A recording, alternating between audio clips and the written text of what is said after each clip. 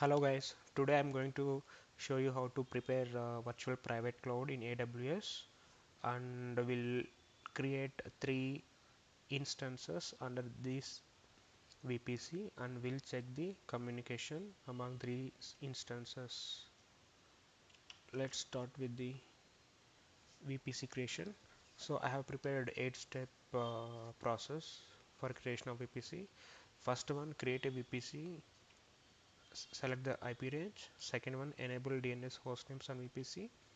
Third one, create internet gateway and attach to VPC.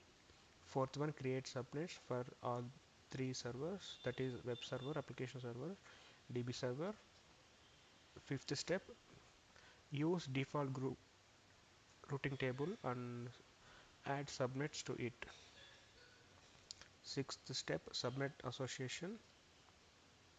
Seventh step, deploy instances. Eighth step, ping the servers among the instances and check for communication. So let's get started. Open AWS Console, log in with your credentials.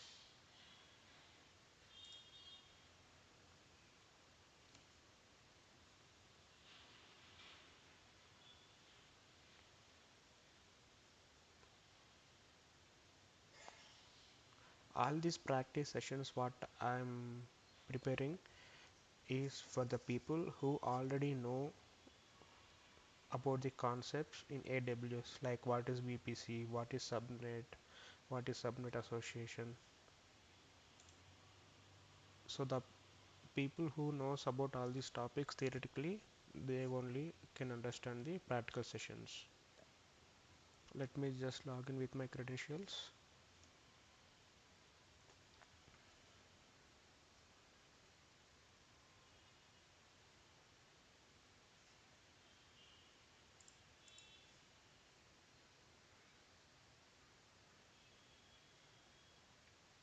Okay, now we are on console homepage.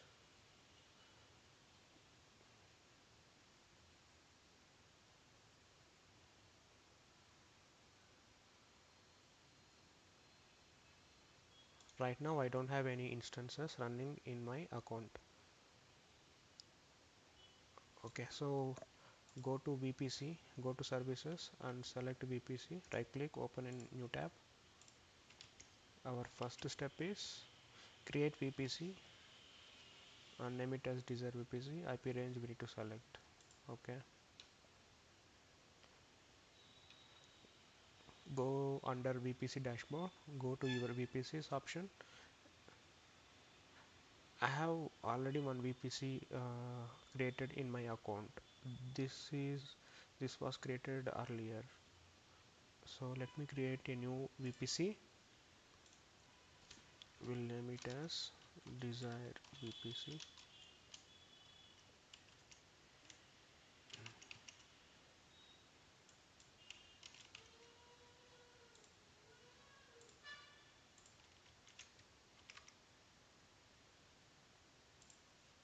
So tenancy for now we'll use it default.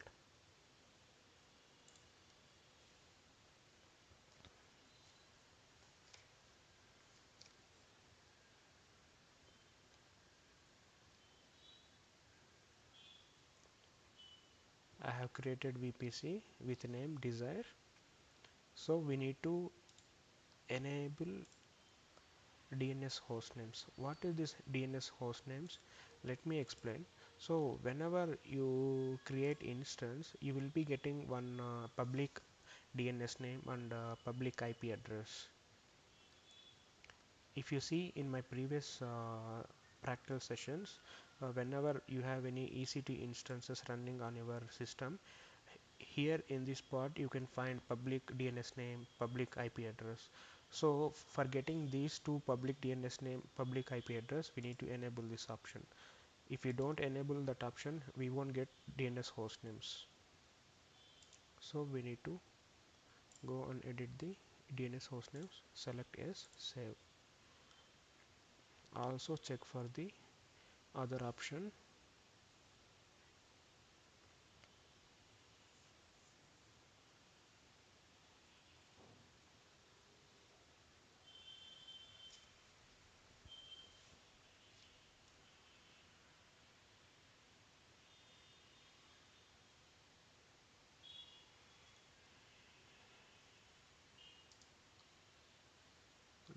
DNS resolution. So DNS resolution already in S status.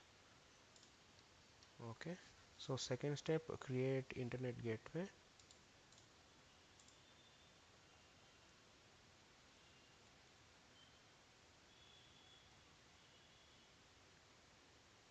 Create internet gateway, name it as,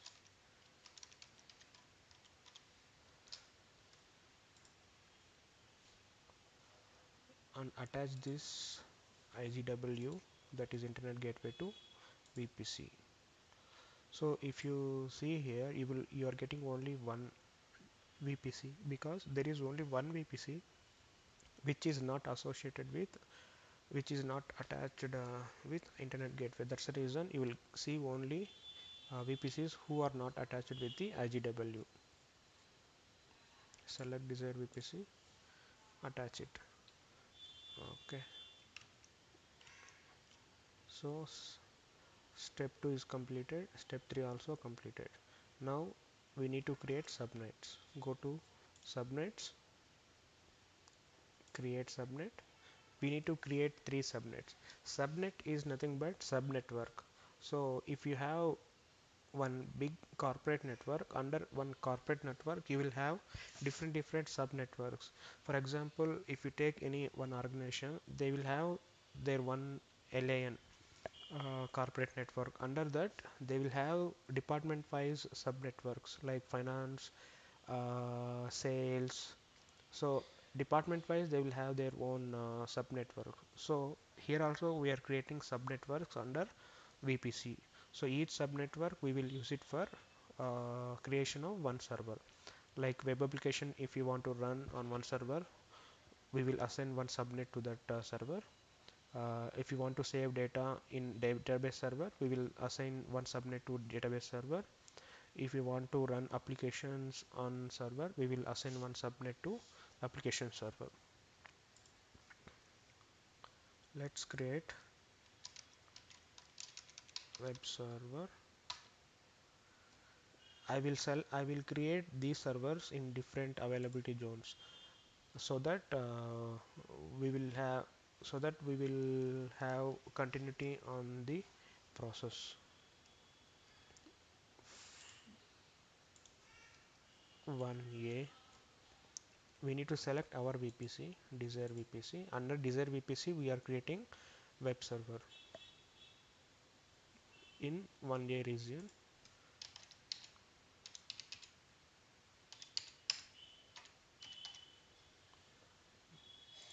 Create.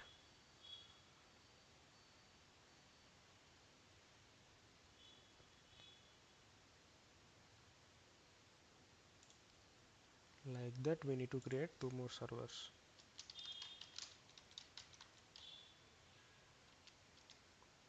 Select our VPC, east v 10.50.2.0 and 24.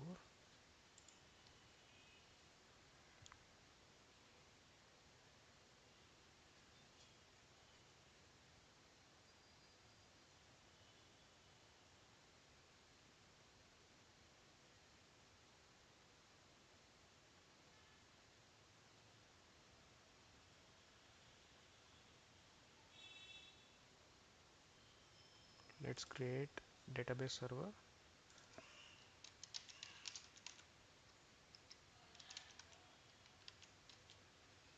Select our VPC, 10.53.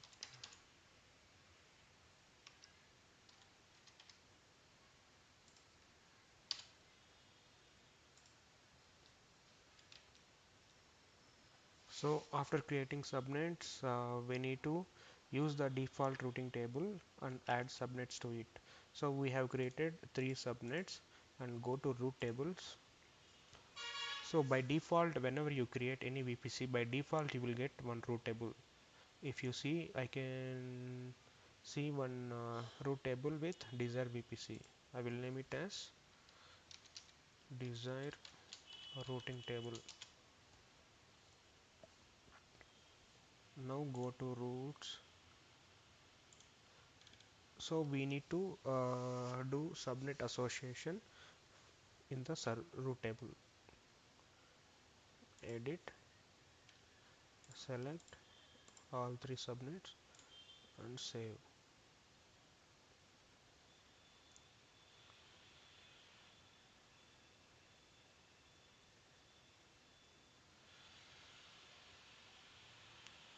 After subnet association, we need to add all traffic to our VPC so that we can access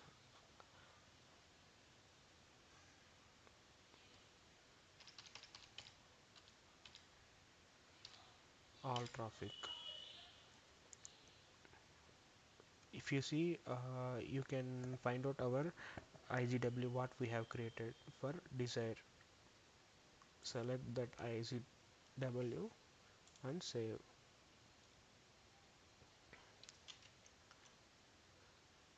Now we are done with the subnet association. Now let's go to the EC2 Console, launch instance. Select Red Hat Enterprise T2.micro 1. Here network, we need to select our VPC, that is desired VPC what we have created just now, and which server you want to launch. Web server East 1A. If you see auto send public IP, we need to enable this always so that we will get automatically public IP address whenever you launch the EC2 instance. If you don't select this option, you won't get any public IP address assigned to your instance. Next, add storage, add tags,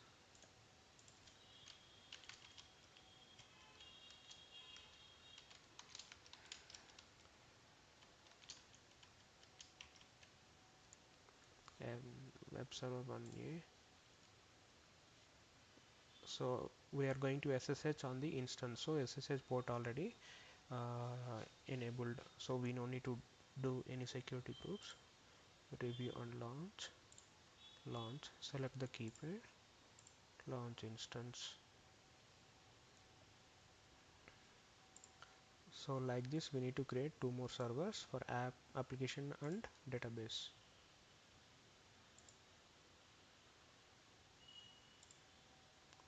Select our VPC, application 1B, enable,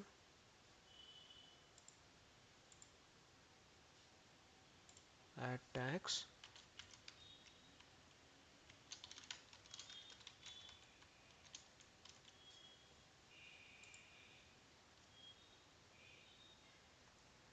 review on launch, select the key pair, launch instances.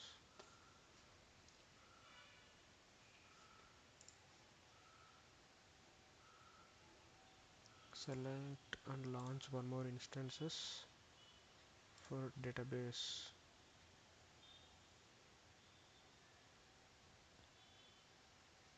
T2.micro, select VPC, database server, enable,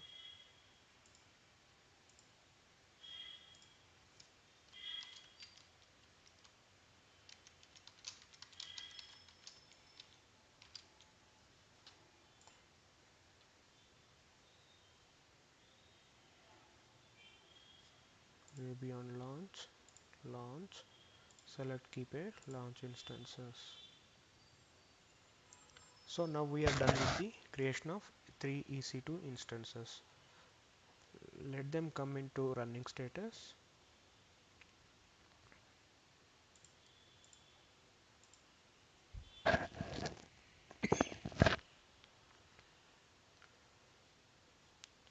Now our next step is ping the servers among the instances and check for the communication. So now we have created all three subnetworks, all these three instances under one VPC network. That means when you log into web server, you should be able to get access from database server. you should able to get access from application server. That means if you log into web server, you can try to access database and application servers inside web server only. So that means these three networks are connecting each other. So that is what we need to test now. Let's take web server, open putty.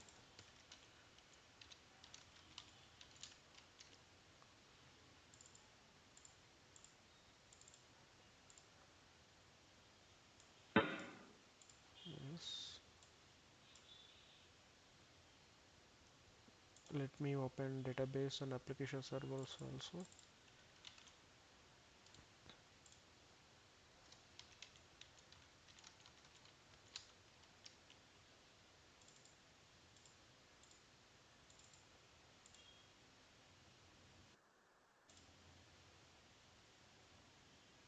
Okay, let's open application server.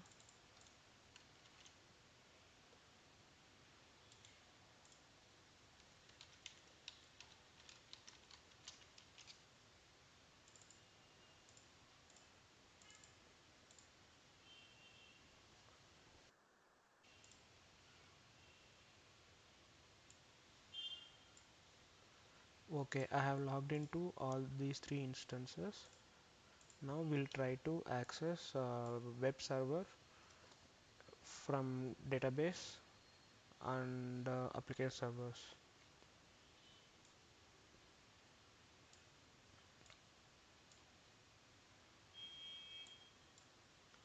Okay, so ping will try to access database server and application server inside web server. Ping IP address. Address is nothing but this one, 10.53.1.82. Instead of hyphen, if you put dot, you can get the IP address. Ping space 10.53.1.82. If you ping this, you should be able to get access to it.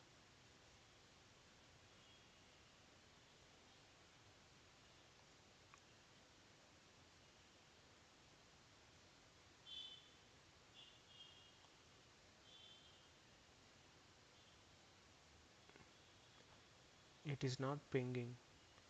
Looks like inbound outbound rules we need to configure. Okay, so in inbound role, if you see, we can only able to SSH. So if you want to access other traffic, you have to add one more rule, that is all traffic.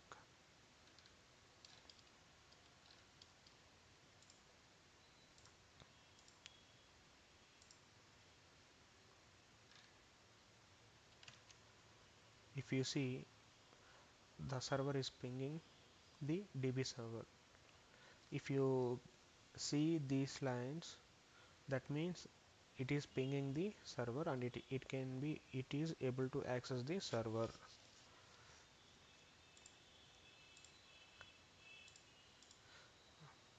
Now we'll try to access application server in web server.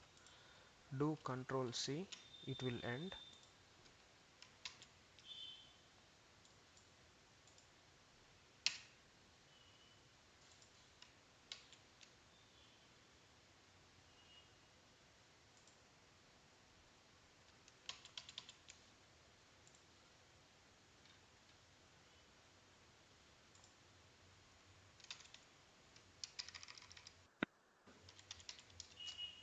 Let's connect with application server 10.53.2.93.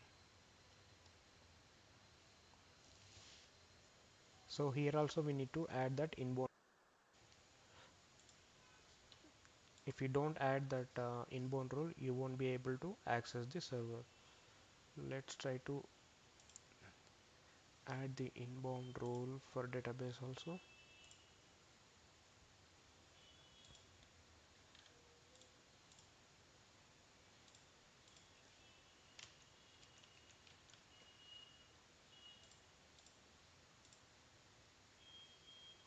Now if you see, okay, looks like this is application server. Let me add it to application server also.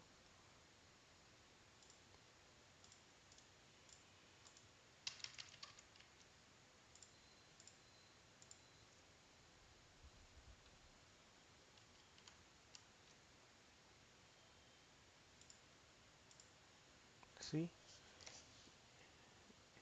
you can able to access application server in DB server. Let's try to access DB server in application server. Ping,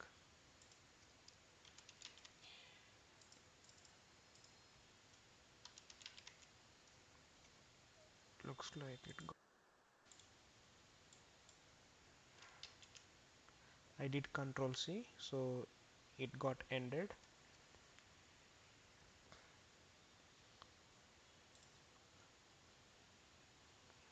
Go to EC2.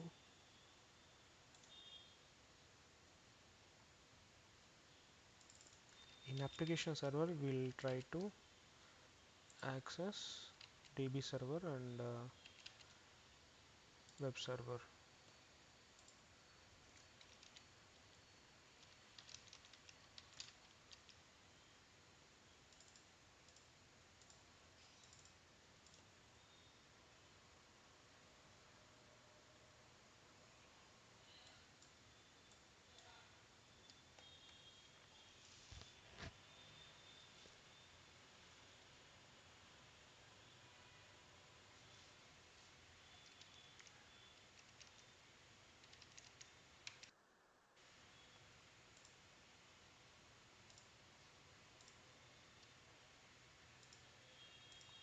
Looks like my network is running down.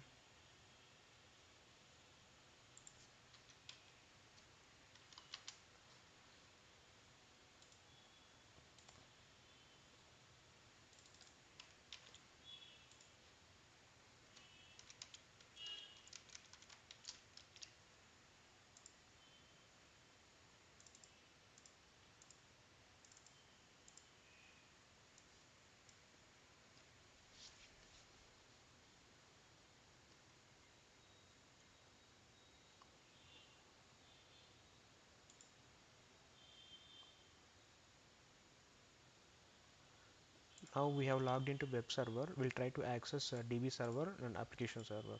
So this is the DB server. We'll try to ping DB server. See, I can able to access DB server. Let's try to access application server.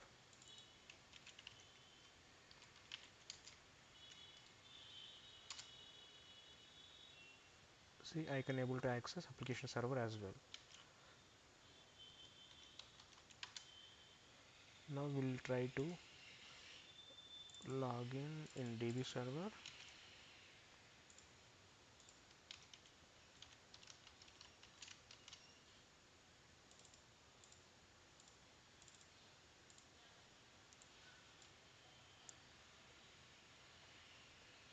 I have logged into DB server.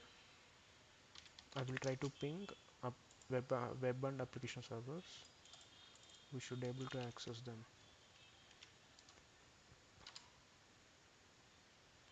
See, it is pinging the server.